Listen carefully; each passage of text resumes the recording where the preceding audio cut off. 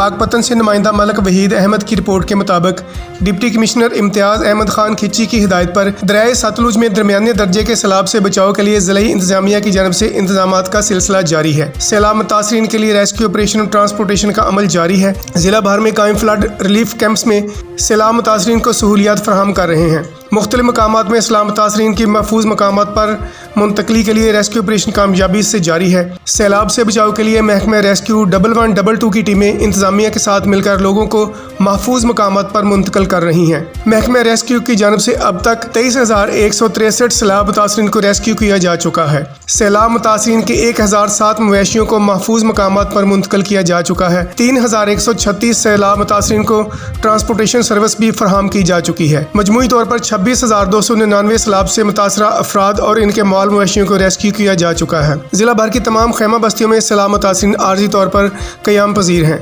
खैमा बस्तियों में सैलाब मुतासरीन के खाने पीने और तिब्बी सहूलियात का बंदोबस्त किया गया है।